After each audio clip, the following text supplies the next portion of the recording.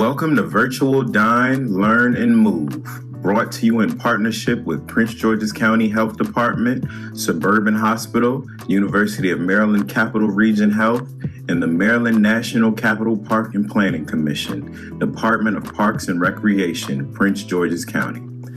Dine, Learn, and Move is designed to promote healthy lifestyle habits. Over the next 90 minutes, you will have fun, get up, and move. Learn everything about healthy eating and engage with our chef while watching a cooking demonstration. Let's get ready to dine, learn, and move. In the supermarket and you got home and it is cracked, I recommend that you open that egg that is cracked, put it in a container, a clean container that is, and seal it, put it in the refrigerator. Do not leave it cracked open in the refrigerator like that. Take it out. Because of our COVID situation right now, when you get to the supermarket, you have a lot of hand sanitizers and you have things to wipe. So when you get into the supermarket, wipe down your cart, wipe your hands before you start shopping. Okay? Keep your foods separated. The next thing is when we get home and we prepare our meals, the biggest food safety thing is the temperature. How many of you have a thermometer at home? You can buy them at the dollar stores. I have some, may not be the right kind, but you can get some from a lot of these other stores. Just get a thermometer. Prepare your foods, check it to see what the temperature is. Keep your hot food hot. If you're going to be serving your food right after cooking, it's fine. But do not keep your food on the table if somebody's not ready to eat at that time for more than 2 hours or 3 hours. That's not good. Well, the other thing one of my colleagues mentioned to me is that sharing food is really another form of cross contamination. A lot of time we sit down with our friends and our families and we take our hands again and taste in other people's food. Is your hands that clean? Mothers, we take time off and we feed our kids with our hands. Make sure again that your hands are washed. For kids or friends, we have a bag of chips. And what do? We put our whole hands in that bag of chips.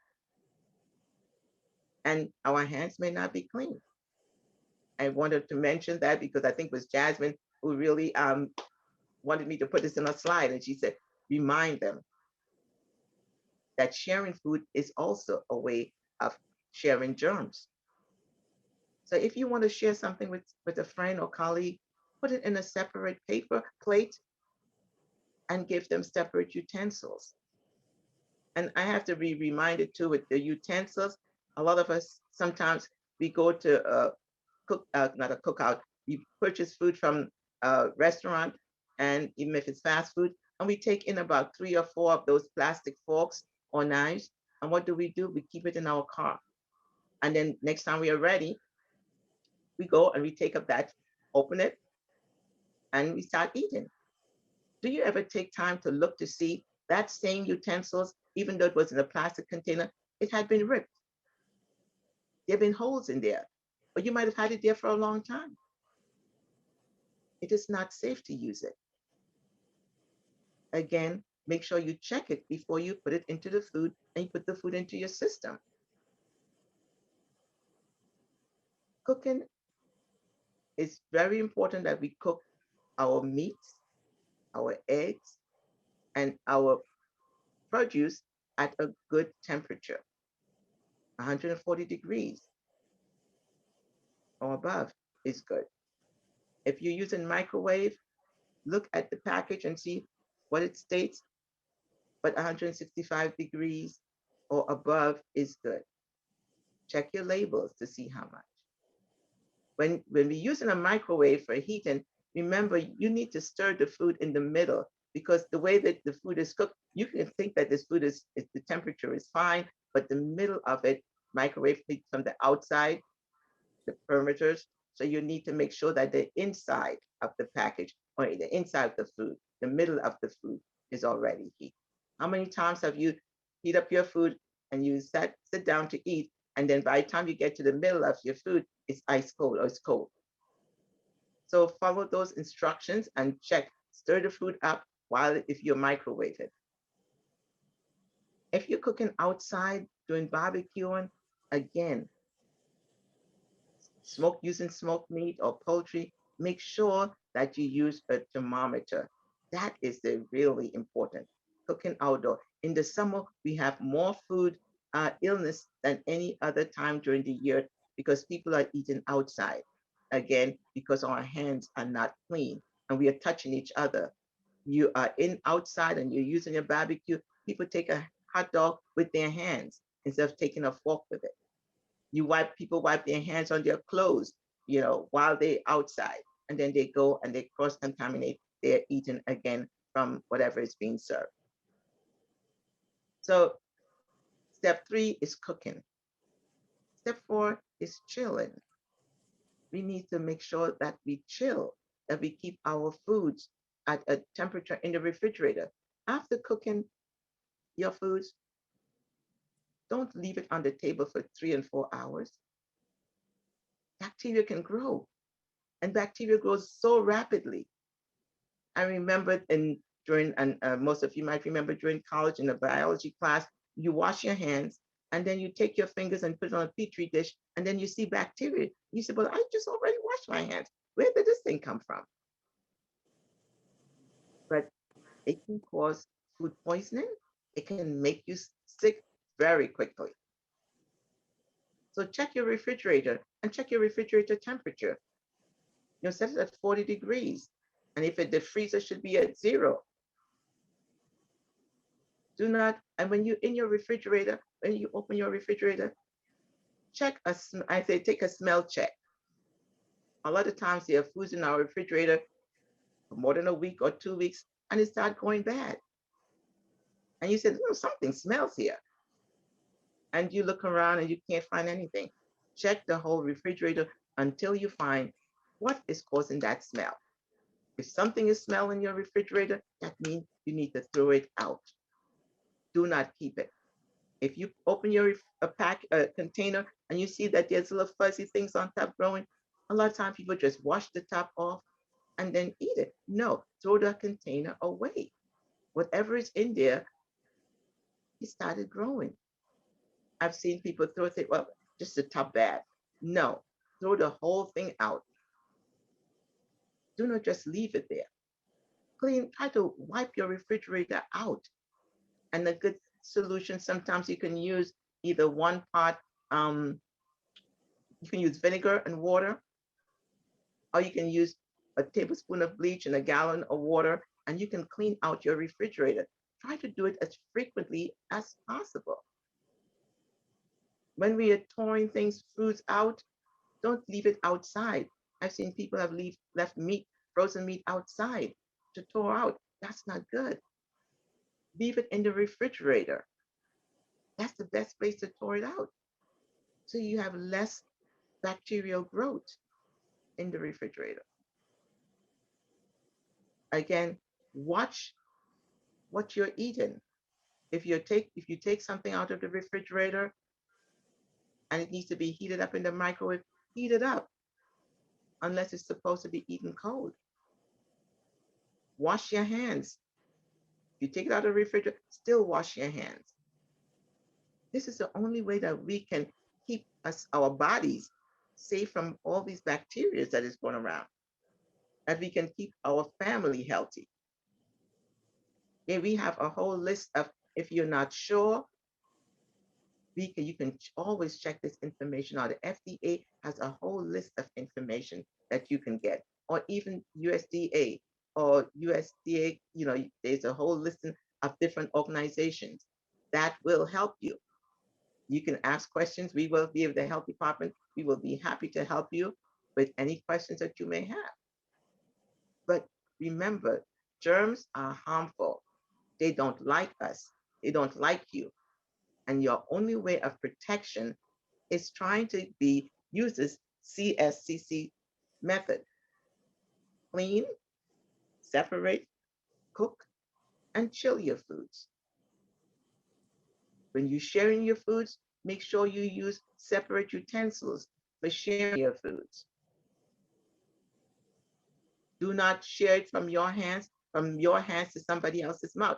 I know we are family and we are friends and we love each other, but that is not sharing. That's not sharing love. Use utensils to share your foods, not your fingers, not your hands. I know in certain countries they eat with their hands, but you'll see that in in those restaurants, there's water right there to wash their hands. So please be mindful, especially during this pandemic time. We have to take special precautions and follow the CSCC guidelines. Wash, separate, cook, and chill. Any questions? Hi, Sherman. Yes, we do have one question in the chat box. If you only have one cutting board, what can you clean it with to reduce the risk of cross-contamination? Okay, if you have, I would say get another cutting board, because if you're using that for meat, and your cutting board should be changed frequently too. Because when you cut anything on a cutting board, you'll see that there's crevices in there. So you can use hot soapy water to wash it. But I would say do not use it. If you use it for meat, do not use it for vegetables. And wash it after meat, wash it with hot soapy water. Thank you. Okay. And then how often, sorry, someone asked, can you remind us that the 5-second rule is a falsehood? Yes, it is. For those of you who like the 5-second rules, you pick it off the floor, you pray, give it up to God, and think you have to do a lot of praying to get rid of that germ. That germ is ready there. It's on your floor. You walk into your house with your shoes on. And when you go, think of just walking out from, especially today in the rain, you don't know what you step on. Like the kids say, you step on a lot of poop. You step on people coughing, you step on all, and you bring that into your house. And then you're going to drop something, even if it's not in your house, you're going to say 5-second rule? No. Very false. Very, very false. Thank you for reminding us of that. And then the last question here is, how often should a cutting board be changed? Great question. Yeah, that's a great question. And I think it's how frequently you use it. Because if you very rarely use it, then you may not use it. But you can look at your cutting board, and if you see that there is a lot of ridges in there from cutting different things, and that's the time to change. You can look at it and see how frequently you use it, and if there's a lot of ridges or dents or scrapes on it, bacteria can get into the tiniest crevice. You can't see them.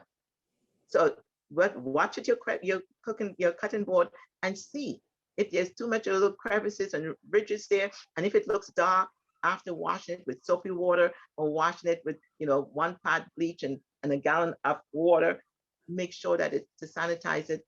Yes, you may need to change it. Okay, and then one question did come in. I know we're wrapping up this part of the program. They said, I have a glass cutting board. Does that dull knives? That is excellent. A glass cutting board is really nice.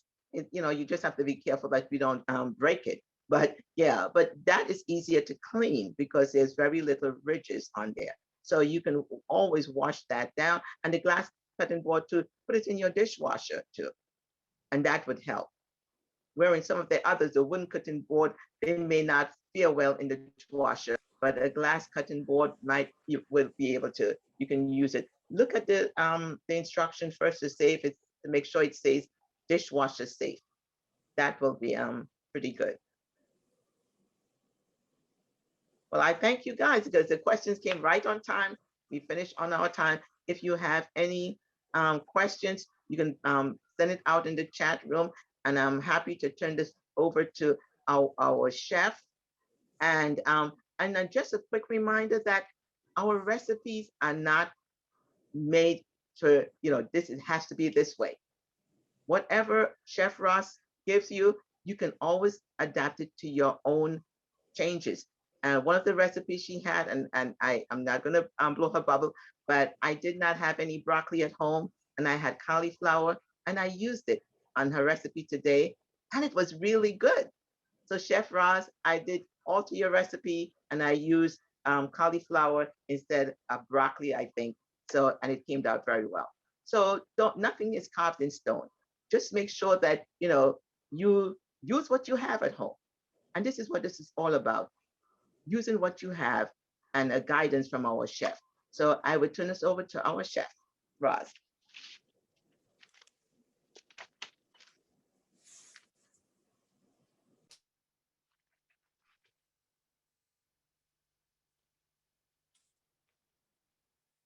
Hello, hello, hello. I have to get straight. Yes. Hello, everybody. Can you all hear me? Yeah. Wonderful. Awesome, awesome. Awesome, awesome. I am here. I love it. I love it. I love it. I'm Chef Rosalind Law. I'm a certified health coach, herbalist, and I'm just going to get right to it because I have a couple of recipes that I want to present to you all today. I'm excited about it. It is National Nutrition Month, and I love the fact that we just got finished hearing from the dietitian Sharma about food safety. Definitely food safety. Always remember to wash your hands. I like to wash all the way up to my elbows, sing the alphabets all the way through from A to Z, washing, scrubbing the back and the front. So we cannot emphasize that enough, that we need to do that, especially right now while we're going through this pandemic. But all the time, we should be doing that, all the time. So now, we have our recipes, and you can either get your pen and paper and jot down some tips that I'm going to give, because the tips are not included in the recipe. So the first recipe that I'm excited. I am so excited about this recipe because it's one of my favorites. I'm going to give you a little background as to why it's one of my favorite recipes. So I am a vegetarian, and I've been a vegetarian for about 20 years now. And actually, I want to correct that. I am actually a pescatarian. That means that I eat some seafood, like the worst ones ever. I like crab and I like shrimp. Lobster every now and then, right? But I say they're the worst ones because they are scavengers of the sea. But, if you like it, you like it. Just, don't judge me. Okay? All right. So I love crab and shrimp, and I also eat tuna, like tuna steaks or canned albacore tuna, right? So I am a pescatarian. But what I used to love is going to the Chinese restaurant. I used to love going to the Chinese restaurant and getting chicken fried rice or shrimp fried rice, right? That taste, that flavor, the different oils that they put in it just makes it taste so, so good. But is it healthy? Is it healthy when you go get that? So what happened was, my granddaughter came to visit me, and she came with the fried rice. She had a combination fried rice. This is my granddaughter, she's 13. She had a combination fried rice. That means everything was in there. And she was like, Grandma, you want some? I said, I can't eat that. I can't eat that. I'm not eating that. If it was just a vegetable fried rice, I might, but really, no, because they put a lot of sodium, a lot of stuff in it, ingredients in it that's not healthy. So I said, you know what? I'm going to come up with my own healthier version of a fried rice, right? A Chinese dish, or should I say an Asian dish, all right? So let's get with it. So I came up with a pineapple quinoa veggie bowl, or on a plate, or however you want to have it, all right? Now, awesome. Now, let me just say this. You can use brown rice, you can use couscous, you can use quinoa, or you can mix them all together because they are whole grains. You can mix them all together. All right. But in this particular recipe, I actually am using tricolor quinoa and brown rice together. Okay. So now I'm doing it in a wok, and I have a wok here. And this is an electric wok. Put my water over here. Water. And my pan is hot. Now, what I am using is sesame oil. It's toasted sesame oil. I'm putting right in my wok, and it's got to get very, very hot. All right, very hot. And so while, oh, look at that. Can you all see? Are you all watching the other camera? Try to focus in on the other camera with my table here. All right. Now, see, it's hot. Now I'm using 2 eggs. They can be medium eggs or large eggs. And so what has happened? The eggs have gotten a bad rap for cholesterol, right? But what I realized and I read recently about eggs is that you can actually have 3 eggs a day. This is from the American Heart Association. You can actually have 3 eggs a day without it affecting your cholesterol. Now, that's only if you don't have cholesterol already. If you have high cholesterol already, you cannot eat an egg or 3 eggs every day. You have to watch it. It has to be in moderation. So maybe 1 or 2 a week. I don't know. But listen, all I know is that I love eggs. I've never had an issue with cholesterol. And so therefore, there you go. And just frying that egg. Now, I'm going to add some spring onion, green onion. You can call it spring onion, green onion, scallions, all of that. Very, very good for, your onions are great, antibacterial, antiviral. And I'm talking about all onions. So these are actually scallions, and they're in the onion family. You can use Vidalian onions. You can use red onion.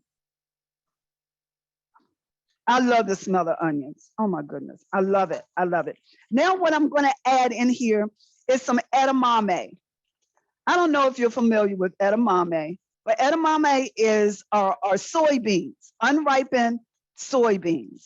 So I'm adding the soybeans in here because the soybeans actually have been proven in studies to help lower blood sugar levels, right?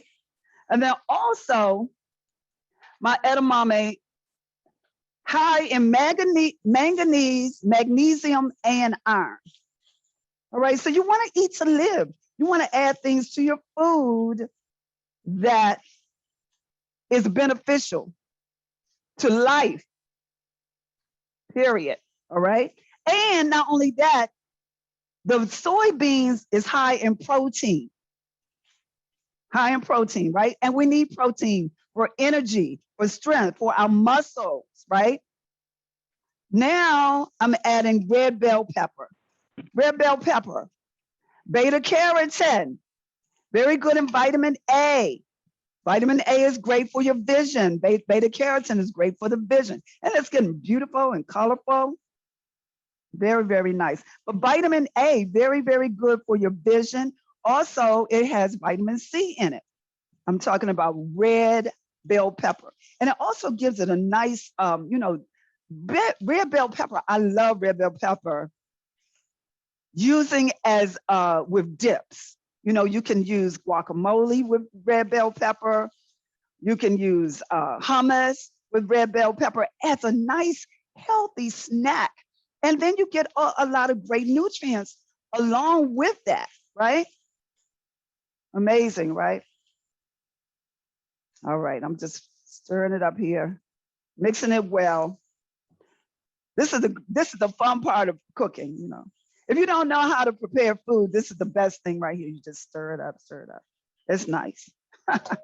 All right. Next, what I'm going to add is my quinoa. Now I have my quinoa and brown rice mixed together. I boiled it together, and I'm going to tell you, let me just put it in here, and I'm going to tell you how I boiled it, what I did, just to make sure it's, look at that, is that pretty? I'm a little biased, Joe, I'm sorry. I love colorful food. It's just so appetizing. It looks so good when it's colorful like that, right? Yes, nice colors. So let me tell you about quinoa. I'm going to tell you a little bit about quinoa while that cooks a little bit. Just kind of keep tossing it. So quinoa is from South America, and discovered way back in years ago. And in South America, they have fields and fields and fields of quinoa, right? And so quinoa comes in different colors. It comes in black, it comes in red, and also white quinoa. Very, very, very small, looks like very small seeds. If you're not familiar with it, very small, hard seeds, right? But when you prepare it in, and this is with all whole grains. So even your brown rice, your quinoa, your couscous, when you prepare it, you put it in, you use 1 cup of grain to 2 cups of liquid. All right, so that liquid can be water, it can be vegetable broth or chicken broth, whichever you prefer. And you boil your liquid, right? Bring it to a nice little boil. Then what I do is I add a little garlic. I add actually a lot of garlic, but at least a tablespoon of garlic in the liquid, in the water or the broth while it's cooking. Then I also add some herbs to it. And I add maybe Italian herbs, maybe thyme, oregano, maybe even some rosemary in the broth, in the liquid. Let it boil a little bit. Then I add my quinoa or whatever, the brown rice, whatever. But in this case, it was mixed together, quinoa and brown rice. All right. Now, once I mix that together and put it in there, stir it up a little bit, put the top on it, and then I let it cook. Now, because quinoa is so small, very, very tiny, looks like seeds, it only has to cook probably for about 30 minutes on low. Brown rice, 45 minutes. So together, that means you have to watch it. If you have a mixture, you have to watch it so that it will not overcook. But you know that it's done when the seeds, they pop open and they get a round circle film material around it. And that's when the quinoa is done. All right. It's not hard anymore. It's soft, really, really nice and soft. Excuse me, Chef Ross, someone asked about using other high protein grains like buckwheat, spelt, oats, barley, bulgur, I think that's how you pronounce it. Yes, bulgur. So yes, and any whole grain that you would like should work with this. Yeah, any whole grain, any one of those that you just mentioned should work with this recipe as well. Yes, awesome. All right, so now that is nice. It smells amazing in here just because of the toasted sesame oil that I put in there. Now I'm going to add my garlic. My garlic is 1 tablespoon of garlic, and I'm going to sprinkle it over in here. And this is a teaspoon, so there we go, another one. You can't have enough garlic. Garlic is good for what? What is garlic good for? Blood pressure. It's a heart herb, right? Great for your heart, cardiac health, heart health. How about that? Now I'm adding a little bit, got the wrong one. I'm going to add a little bit of cayenne pepper. And so that's just to give it a little kick. Just a little kick, a little spiciness. You might like a little spice in your life. And I'm just going to put a little bit more in mine. because you want to start off with a little. You can't take it away if you put too much, but you can add more after you taste it, and it needs a little bit more. You can add more, right? But you can't take it away. So please start off with just a little bit, right? Now, how about the pineapple? Now, this is actually fresh pineapple that I cut up. Cut up pineapple. You can use a half a cup of pineapple or a whole cup. It just depends on what you like. But the pineapple is going to give it like a nice citrus flavor, a nice citrus flavor. Sweet. Oh my goodness. Now, let me just say this. You can use pineapple, or I love to use mango also. And mango is in season right now around here in this area. Look at that. Can y'all see that? It's so beautiful.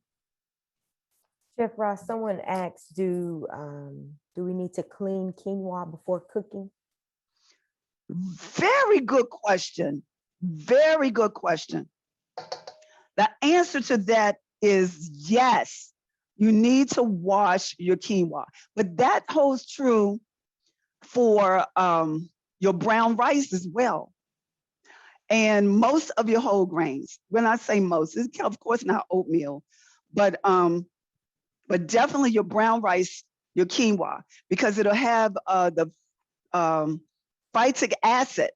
Phytic acid can build up in it.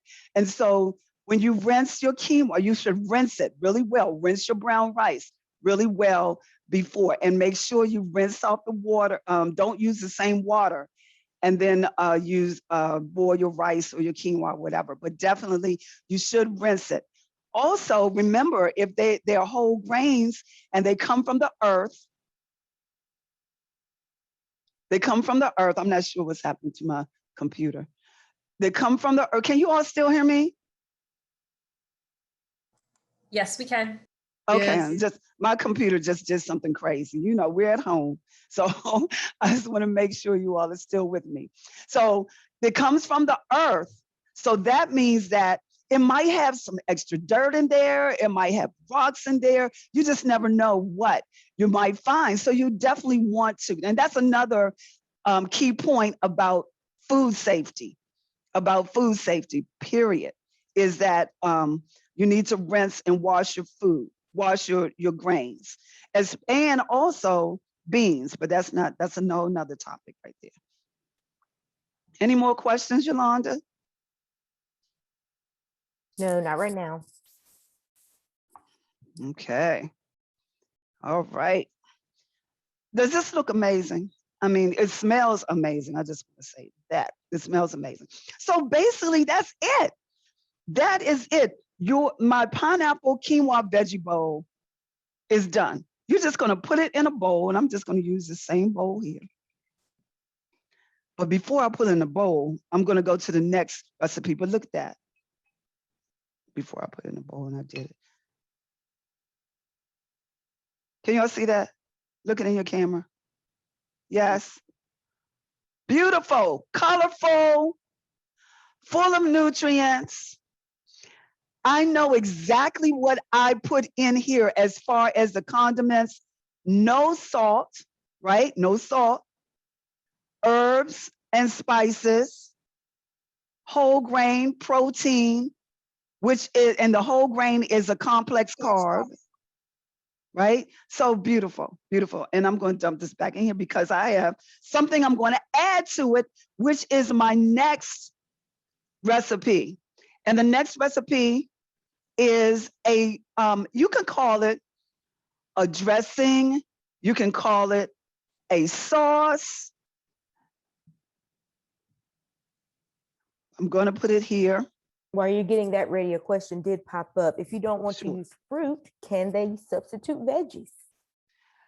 So, what's the question again? If you don't want to use fruit, can they substitute veggies? Absolutely, you can substitute. You can listen, whatever you have. You know what? This particular recipe is great for leftovers. Like, you know how you make things and you put it in the refrigerator, and then you're like, I didn't eat all of that. This you can drop it in there. If you made broccoli, if you made asparagus, even if you have some kale, you can just drop it in there. Drop it in there, mix it up. Vegetables is great idea. Great idea. All right. So this is what I call my sesame seed, citrus sesame seed dressing, or like I said, you can call it a sauce, but it's what I would use instead of the soy sauce. You know, I talked about the Chinese restaurant. They give you these little packets in the bag, and it's called what? Soy sauce, right? It's called soy sauce. But what I know is that it's full of sodium, which is not good for you if you are experiencing hypertension, high blood pressure. Not good at all. I've seen some soy sauces that I'm talking about in the bottle, that may have 980 grams of sodium. And that is a lot. And then they tell you to only use a teaspoon. But how many of you all know that you're not using just a teaspoon of soy sauce? How many of you know that you're not going to just use one little packet of soy sauce? They give you like 4 or 5, and then you might ask for more, right? I mean, that's just being real. That's just being totally transparent. You're putting a lot because of the sodium, because actually what you're doing is distorting, like making a whole new recipe for whatever that food is. But I got off on a tangent. So let's see.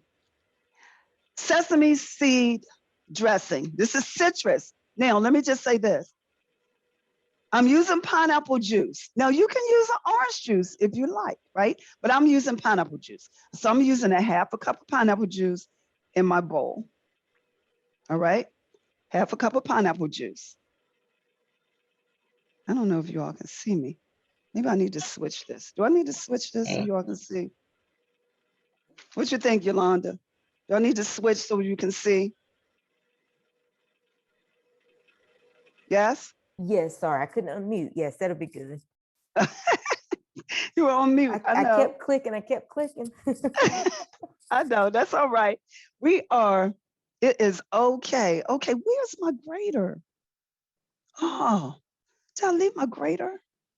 All right, it's live. I left my grater. So, ginger, and I left my grater. I have a grater, y'all. Terrible. So what I'm gonna have to, terrible.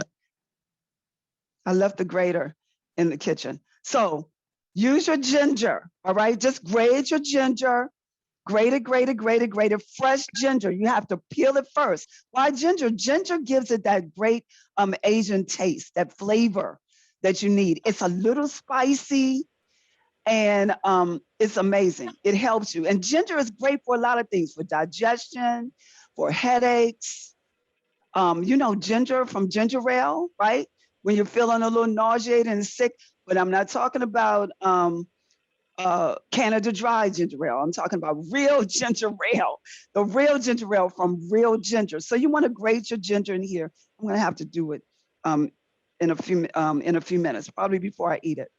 All right. Now, after the ginger, we're using plum vinegar. This is plum vinegar, and you can get, what is it? Plum vinegar, plum, P-L-U-M, plum vinegar. I'm going to use 1 tablespoon of plum vinegar.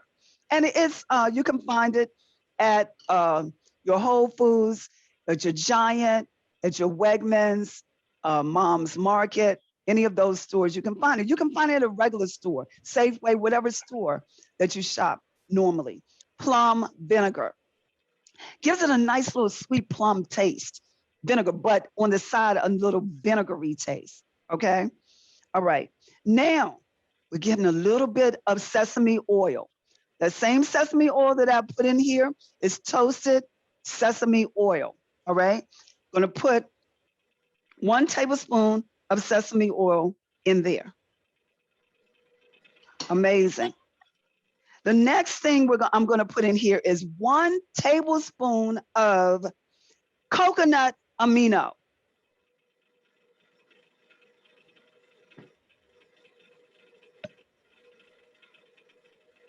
Coconut, that's my brown rice syrup. I put that was coconut amino. I'm sorry. That was coconut amino. All right. That I just put in there.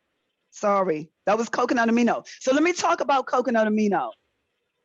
Coconut amino is from the coconut sap, the sap of the coconut tree.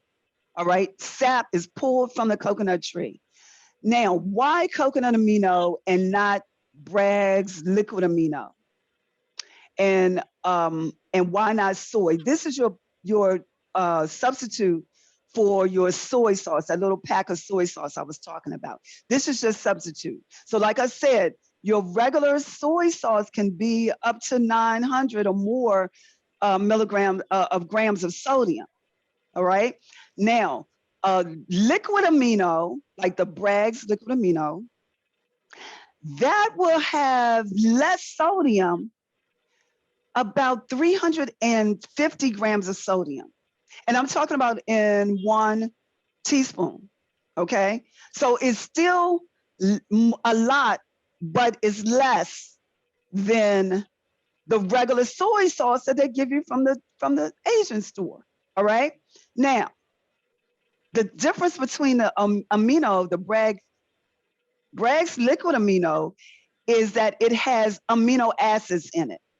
It has at least 16 amino acids in it. Amino acids are great for muscle recovery.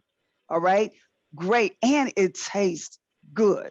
But again, it has about 360 grams of sodium. So you want to come down a little bit more, you go to coconut amino. And like I said, the coconut amino is coming from the coconut tree, the sap from the coconut tree.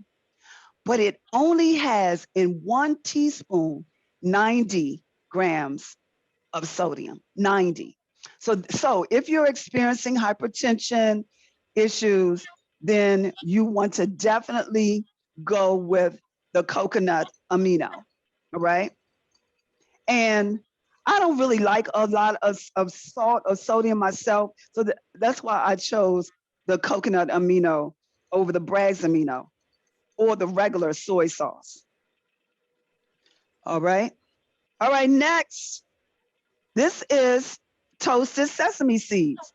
I'm putting toasted sesame seeds in here. Now, let me just say this. Seeds are great. Seeds are, all of us are birthed from a seed. So seeds are wonderful. You need to include your seeds daily, like flax seeds, your chia seeds, your hemp seeds. Seeds are great. So these are sesame seeds and they're toasted. Now you can purchase them, talking about getting stuff, buying ingredients on a budget. You can buy the regular sesame seeds, the plain white ones. They cost less than the toasted ones because somebody has toasted them for you. You can buy the regular white ones, the regular ones that's not toasted. Put a little bit of oil in a pan, lay them in a long pan and roast them in your oven. Come out very nice and toasty, just like this. These were white until I toasted them. I have my own toasted sesame seeds, and then the rest of it, I just put in a jar, a small mason jar, and keep them for the next time I want to make something with seeds in it. All right, that's a tip, right? All right, next, I have 1 cup of water. 1 cup of water. And then I'm adding brown rice syrup. I don't know if you've heard of brown rice syrup, but brown rice syrup is a natural sweetener. It comes from brown rice. It's a brown rice syrup. And you can get the brown rice syrup from any store in the area. Any ones that I just mentioned earlier, brown rice syrup. It is a natural sweetener. So it's going to give this a little bit sweetness, make it a little bit sweet. And wish I had my grater here. Now I'm going to just mix it up, whisk it. I have my toasted sesame seeds. It smells really, really like roasted or toasted. If I could just give an example of how it might taste for you guys. Especially how it smells, since you can't smell it right now. All right, so now what's gonna happen is I'm gonna pour this back into my bowl, into my measuring cup, and just use a half. And I'm gonna pour it over here, because what happens sometimes when you're eating that Asian food, it might get a little dried out and you might wanna wet it a little bit. I don't know, it's just your preference, but I really, really want the flavor from this. So I'm turning it back on. And I'm just gonna pour it over. I don't know if y'all can hear that sizzling. Ah, yes. Oh my goodness, it smells so good.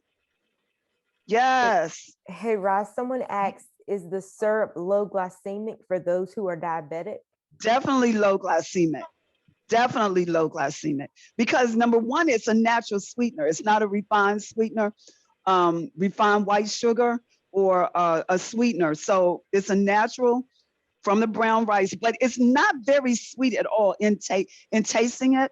But I like to use brown rice syrup in a lot of my dessert recipes. A lot of my dessert recipes, like my brown rice, my black bean brownies, I like to use them in my, when I'm making oatmeal and raisin cookies for my grandchildren.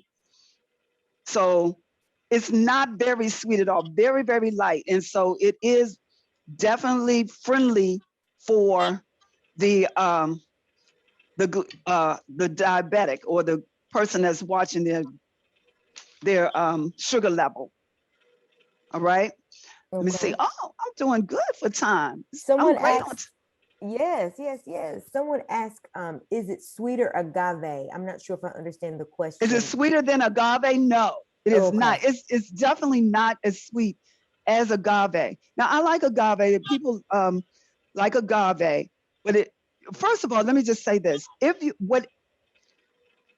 When you use, sometimes you can do too much of anything. Too much of anything is not good, is what I'm trying to say.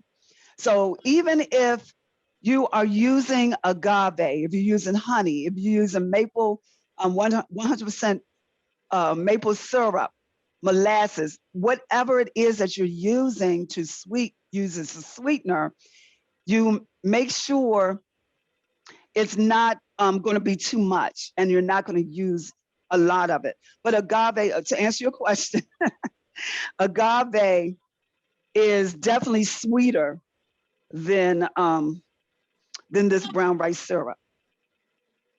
Okay, definitely sweeter. I'm going to add my ginger to mine later. All right, any questions? Any more questions, Yolanda, before I go to my last presentation? No, ma'am. No more questions. All right. So this is very, very quick. Here we go. It's broccoli. And I think Sherma talked about, if you don't have broccoli, you have cauliflower, use that. But what it is a roasted broccoli. Roasted broccoli. And what I'm using is, I'm going to put oil over my broccoli. And then I'm using some basil. Let me sprinkle the basil over it. Basil. And I'm using a little bit of crushed red pepper. That's for some hotness, if you like hotness. I'm using garlic. Sprinkle garlic on top. And I like a lot of garlic, you see. Good for you. And then I'm going to use, you all have the recipe here. Dry basil, garlic, that's it. I put the oil. The oil is an avocado oil, by the way, avocado oil. And then I'm going to get another spoon, like Summer said, don't use the same spoon. And toss it, toss it, toss it. Toss the broccoli in a bowl. Now you can cut it up small, however you like it. But let me just show you what you come up with. When you roast your broccoli, you just put it in a pan, flat pan. You put it in the oven.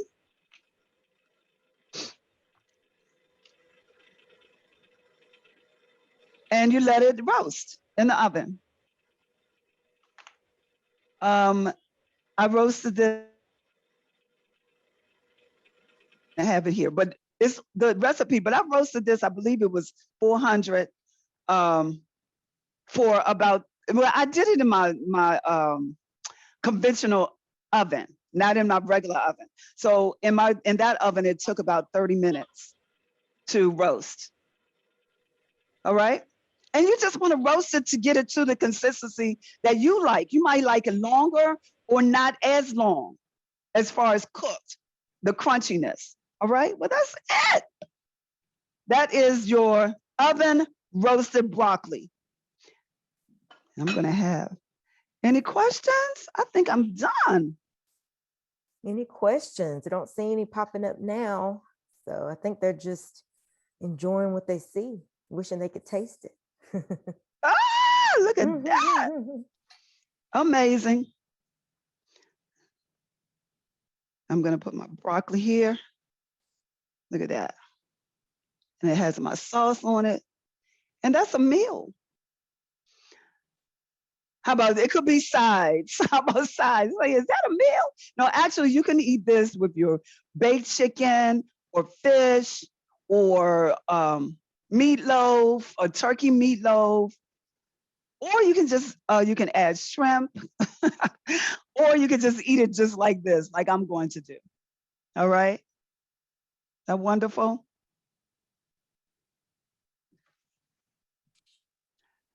Okay, thank you so much, Chef Roz.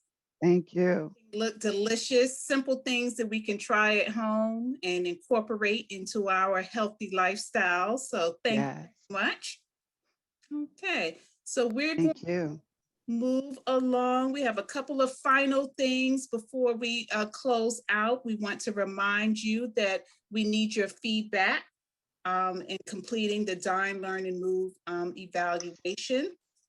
Next slide. How you'll receive the evaluation. You'll receive a follow-up email immediately after this. I think tomorrow we'll be sending that out. So the evaluation really allows us to get your feedback about the program and your input. And it also allows us to keep fighting to bring you this program, each month. So please, we need your feedback. In that same email, you receive a link to the physical activity segment. So that's something that you can continue to, do and incorporate into your physical activity that features Nadia. You'll have the recipes. So everything that Chef Roz prepared, you'll have that at your disposal, and additional nutritional information and resources. So it'll be a packed email coming to you. Please, complete the evaluation and you'll have all of the other resources. Next slide. One thing that we have been trying to implement, the 2021 monthly challenge, is for those that complete the evaluation, we are doing a drawing with some great prizes. Last month, we announced our winner. And this month, we're getting ready to announce a new winner. So advance the slide and let's spin that wheel. All right, who is this month's winner for completing the evaluation? Kathy Wood. Are you with us this evening, Kathy? Is Kathy here with us? Okay, if not, Kathy Wood is our winner. We will be following up with Kathy. Let's do the next slide. We'll just share what Kathy will be receiving, our nutrition health pack. So Kathy will receive a nutrition one-on-one consultation with the registered and licensed dietitian, okay, who will conduct a thorough health evaluation and create personalized nutrition and exercise strategies to meet her specific health concerns. The 30-minute session has a value of $45 provided by Suburban Hospital. And Kathy will also receive a food scale and measuring cups courtesy of Prince George's County Health Department. So Kathy's our winner. We'll follow up, and we encourage you to complete the evaluation also to be entered in our drawing. And next time we can spin the wheel. We encourage, there were some, oh, Kathy said she's here, but she's on mute. Okay. Well, hi, Kathy, you're a winner. We want to remind, there were some that completed the evaluation but did not put their email address on the evaluation. Please do not forget to put the email address so we can contact you and enter you in the drawing. Okay, next slide. Okay, so that completes our evening and our program. We thank you so much for joining us for this month's Dine, Learn, and Move, and we look forward to next month.